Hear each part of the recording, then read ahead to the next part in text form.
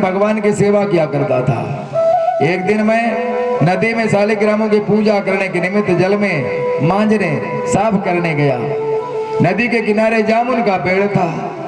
पकी पकी काली जामुनों को देखकर मेरा मन खाने को उतावला हो गया और मैंने शालिग्राम को लेकर एक एक करके जामुन के पेड़ पर उछाल उछाल करके खूब जामुन खाया। वही शालिग्राम को फेंक फेंक करके और जामुन तोड़ने लगा। जब ध्यान आया कि शालिग्राम तो नदी में गिर गए, भयभीत होकर के बड़ी बड़ी जामुनों को ही मंदिर में रख करके चंदन आदि से पूजा कर दिया। दूसरे दिन गुरुजी ने देखा जामुनों का छिलका उतर गया। पूछा शालिग्राम से छिलका कैसे उतर रहा है रे? मैंने गुरुजी इसका पुने पुने चंदन पुने पुने पाने शालिग्राम गिर गए तो हम का जाने। तब गुरुजी ने ठाकुर जी लाने की कही। तब अब तक मैं ठाकुर जी को ना पाया, नदी में बहुत ढूंढा, तब से मैं ठाकुर जी को ढूंढ रहा हूँ और आज शालिग्राम तो नहीं मिले पर आप सब साक्षात भगवान ही मिल गए हैं तो मैं उनके यहाँ लेके जरूर जाऊंगा। दाखलाल जी और अयम दीर्घायुषस्तस्य लोके विश्रुत कर्मणः अगस्त्य आश्रमः श्रीमान विनीत मृग सेवितः। वे दीर्घायु महात्मा है, उनका कर्म समुद्र शोषण आदि कार्य तीनों लोकों में विख्यात है। उन्हीं अगस्त का ये शोभा संपन्न आश्रम है जो विनीत मृगों से शोभित है। ये महात्मा अगस्त जी संपूर्ण लोगों के द्वारा पूजित हैं। श्री राम सज्जनों के हित में लगे रहने वाले हैं। अपने पास आई हुई हम लोगों को भी अपने आशीर्वाद से कल्याण के भागी बनाएंगे। अगस्त मुनि जैसे ही सुना प्रसन्न होकर के दौड़ करके नेत्रों में सुनत अगस्त्य तुरत उठे धाये हरि बिलो के लोचन जल छाये। जल भर करके आनंदित होकर मन से श्री राम के पास आ गए और श्री राम जी तदनंतर मुनि श्रेष्ठ अगस्त जी जो है एक हाथ से शेषनाथ जी का हाथ पकड़ करके उन्हें प्रसन्न मन से अपने आश्रम में ले आए और उन्हें सुखपूर्वक आसन पर बैठाकर उनकी विधि विधान से बड़ी पूजा किया। समयानुकूल नाना प्रकार के वन्य फल भोजन करवाए।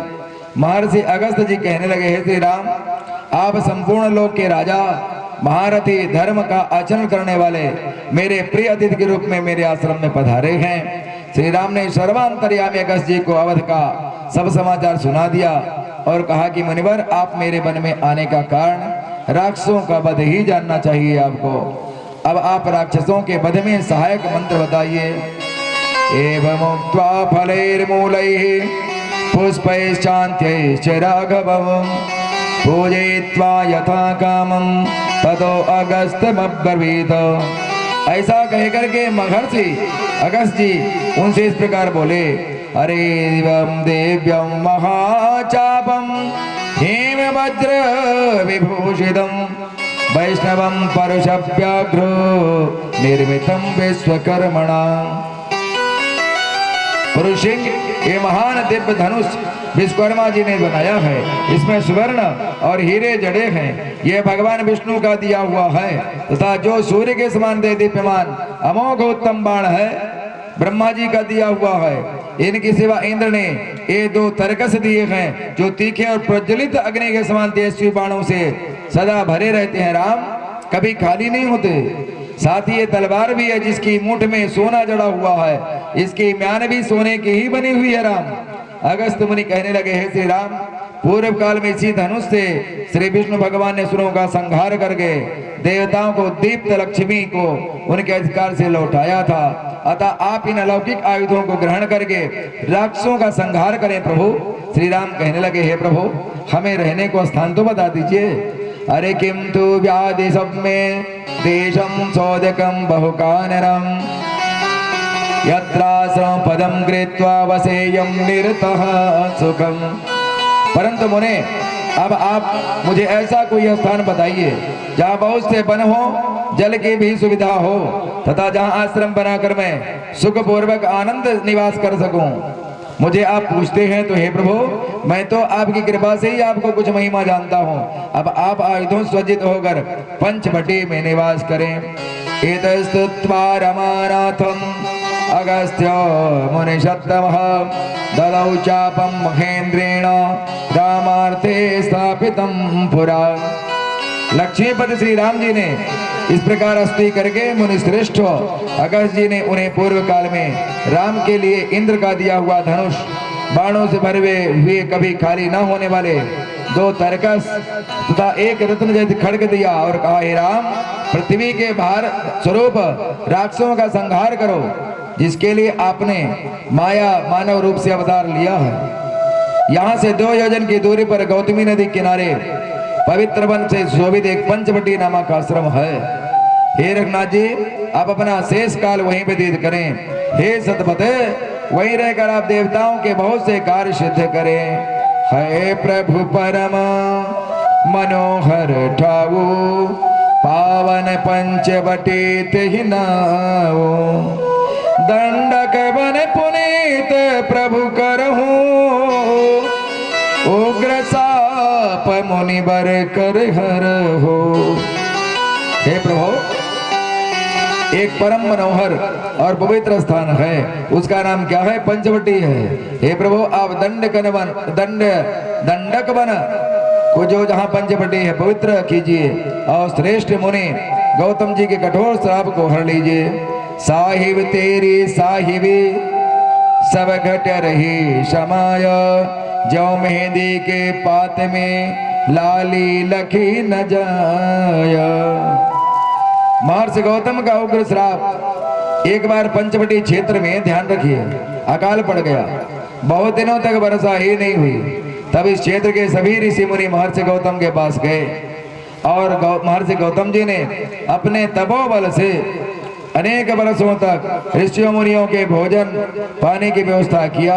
और उस समय कुछ समय पश्चात ऋषियों ने अपने जन्म स्थान जाने का मन बनाया, परंतु गौतम जी के भय से जा ना सके। एक दिन ऋषियों ने छल करके एक माया की गाय बना करके गौतम जी के धान्यागार में छोड़ दिया। गौतम जी ने उसे हटाने के लिए जैसे ही हाथ लगाया, हाथ का स्पर्श होते ही गाय मर गई। तब सभी मुनियों ने गौतम ऋषि को गौ हत्या का पापी बताकर अपने स्थान पंचवटी क्षेत्र में आ गए। पीछे गौतम जी ने अपने योग बल से सब जान लिया। मुनियों के द्वारा छल करके गौ हत्या का पाप लगाने का रहस्य जान करके श्राप दिया, जिस बन के सुंदरता के लोभ में आकर मुझे झूठा आरोप लगाकर यहाँ आ गए, वह नष्ट हो जाएगा और वहाँ राक्षस वास करेंगे। तभी से यह वन घास पत्ते फल फूल वृक्षों की शोभा से हीन, इसका नाम होगा दंडकारण्य। दंडक, जिस स्थान को ही दंड दे दिया उसका नाम दंडकारण्य हुआ।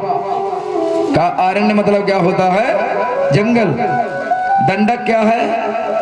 अर्थात जहां जिस स्थान को दंडित कर दिया गया हो, श्रापित कर दिया गया हो, उसका नाम है दंडक।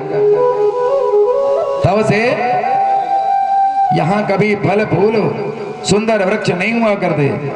रघुनाथ जी के आने से पुनः हरा भरा हो गया, फल फूल से युक्त हो गया। ये सब भगवत कृपा की है। हाथ जोड़ करके भगवान के चरणों में नतमस्तक हुए। दशा मुझ दीन के भगवन, दशा मुझ दीन के भगवन, संभालोगे तो क्या होगा। दशा मुझ दीन के भगवन, संभालोगे तो क्या होगा। दशा मुझ दीन के भगवन, संभालोगे तो क्या होगा। दशा मुझ दीन की भगवन, संभालोगे तो क्या होगा।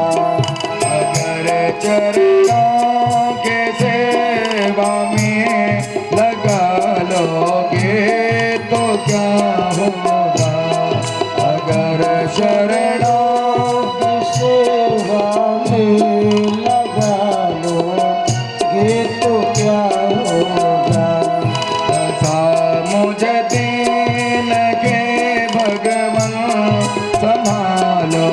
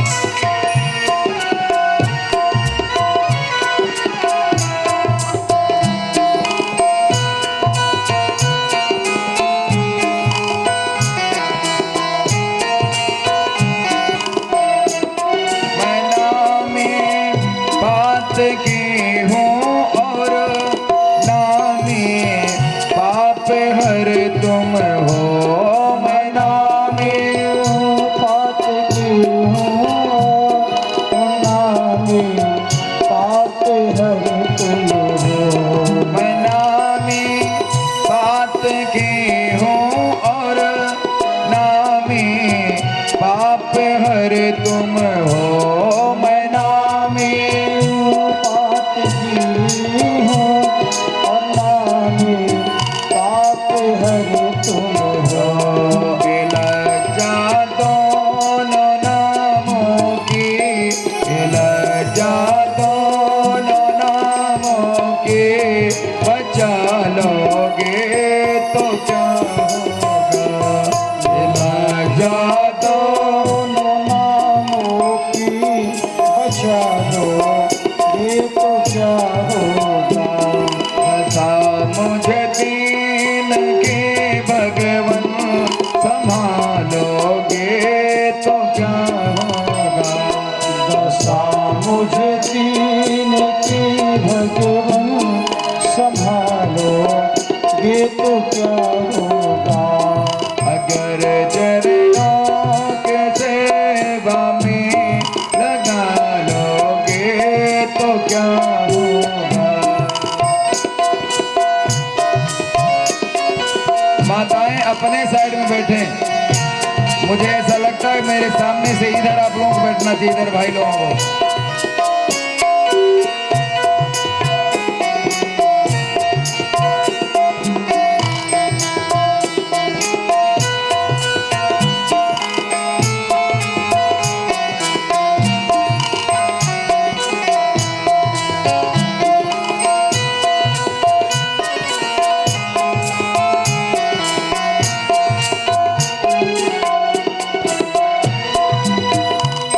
जिन्होंने तुमको करुणा कर पतित पावन बनाया है, जिन्होंने तुमको करुणा कर पतित पावन बनाया है। जिन्होंने तुमको करुणा कर पतित पावन बनाया है, जिन्होंने बोलिए करुणा कर सरल है। पतित पावन बनाया है। उन्हें पतितों को तुम पावन, उन्हें पतितों को तुम पावन बना लोगे तो क्या होगा। उन्हें पतितों को पावन बना लो, ये तो क्या होगा। अगर चरणों की सेवा में लगा लोगे तो क्या होगा। अगर चरणों की सेवा में लगा लो, ये तो क्या होगा। सजा मुझे दीन की भगवन, संभालोगे तो क्या होगा।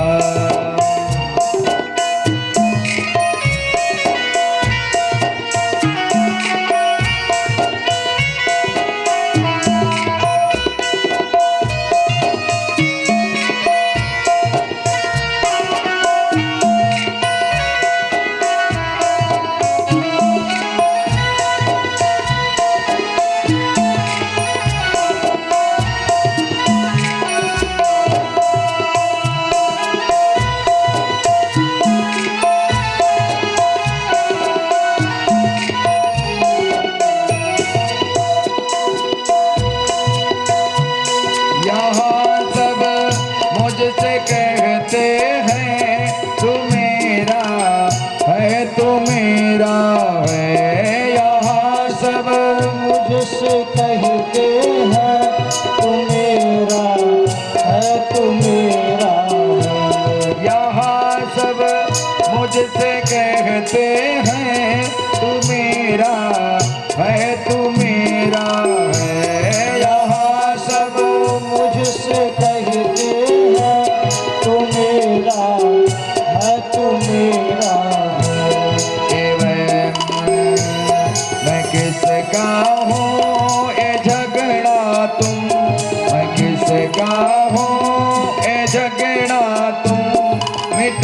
दोगे तो क्या होगा।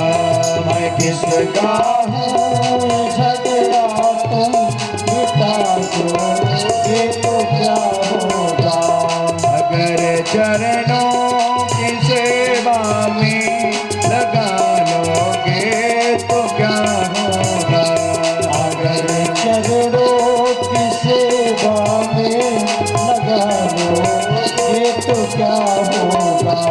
दशा मुझ दीन की भगवन संभालोगे तो क्या होगा। दशा मुझे दीन की भगवन संभालो ये तो क्या होगा।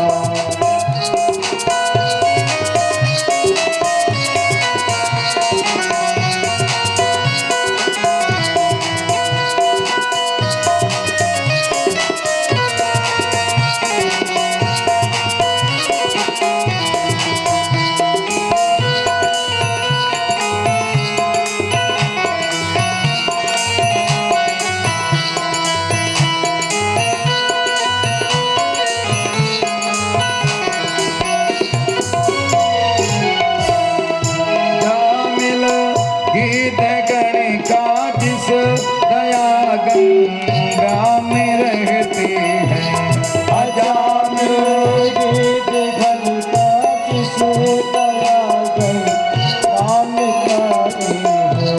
अजान गीत गणिका जिस दया गंगा में तरते हैं। अजान गीत घनिका जिस दया राम करते हो।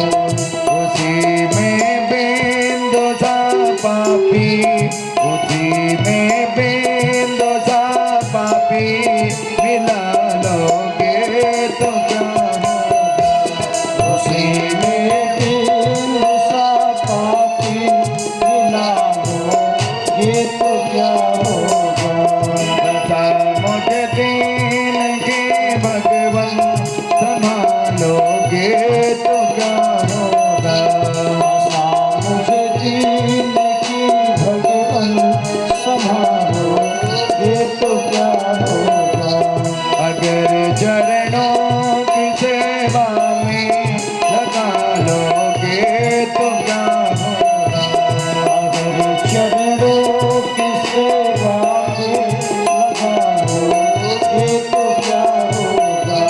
अगर चरणों की सेवा में लगा लोगे तो क्या होगा। अगर चरणों की सेवा में लगा लो ये तो क्या क्या होगा। अगस्त मुनि बताते जा रहे हैं अनेक अनेक प्रकार के आयुधों को दिया। हे श्री राम, आप पंचवटी पर रह करके ऋषि मुनियों पर दया करके उनको अभय करिए। चले ये राम मुनि आयस पाए, तुरत ही पंचवटी निय जाए। पंचाराम बटाहारा सा पंचवटी, जहाँ पांच वट वृक्षों का समूह बना हो वो पंचवटी है। मुनि की आज्ञा पाकर के श्री राम, सीता और लक्ष्मण जी शीघ्र ही पंचवटी के निकट पहुंच गए। वहीं पर उनकी गिधराज से भेंट भये, बहुविधि प्रीति बढ़ाए। किससे भेंट हुई? गिधराज। कौन गिधराज है? उनका नाम है जटायु, भगवान के परम भक्त हैं। आनंद रामायण में ऐसा वर्णन आता है कि एक बार महाराज दशरथ जो है देवासुर संग्राम के लिए गए और वहां देवताओं से युद्ध करते हुए, देवताओं के तरफ से युद्ध करते हुए राक्षसों को परास्त किया। लेकिन राक्षसों ने ऐसा युद्ध किया एक बार, उसके पश्चात पुनः कि महाराज दशरथ निश्चेष्ट हो गए। अब उनकी रक्षा कौन करे? उस समय पर गिधराज जटायु ने अपने पंखों से ढक करके महाराज दशरथ की रक्षा किया था। तो वहां पर क्या हुआ? जब उनको होश आया तो देखे मैं कहाँ छिपा हूं, देखे तो किसी का पंख है छटपटाए तो गिद्धरा जटा अपने पंख को समेटे और उनकी रक्षा की रणक्षेत्र में पड़े रहे राक्षस कुछ ना बिगाड़ सके। बोले आप कौन? अपना उन्होंने परिचय दिया, मैं जटायु हूं महाराज। और आप? बोले मैं चक्रवर्ती सम्राट दशरथ हूं। बोले आपने मेरे प्राणों की रक्षा किया, मांगिए आप क्या लेंगे, क्या चाहते हैं मुझसे? गिद्धराज जटायु ने हाथ जोड़ा और कहा महाराज मैं निकृष्ट जाति का पक्षी, सड़े गले मांस खाने वाला, मैं आपसे भला राजा से क्या मांगूं? बोले नहीं, आप चाहो तो राजपाट, सोना चांदी, हीरा जवाहरात, हाथी घोड़े, जो भी मांगना चाहो मैं देने के लिए तैयार हूं। बोले महाराज ये सब मैं लेके क्या करूंगा, मेरे काम की चीज नहीं है। फिर भी उन्होंने कहा महाराज अगर आप चाहें तो मैं आपको आधा राज्य अपना अयोध्या का दे सकता हूं, इस भूमंडल का आधा राज्य आपका होगा।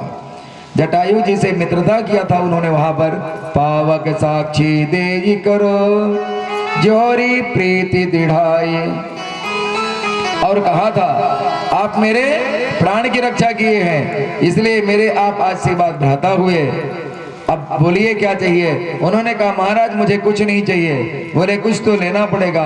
बोले जो देना है तो आप दीजिए। बोले बस हमारी मित्रता बनी रहे, पर कुछ मांगी मेरा मन नहीं कहता है। तो महाराज जटायु ने कहा था कि राजन मुझे पता है जो मुझे चाहिए आपके पास अभी वो नहीं है।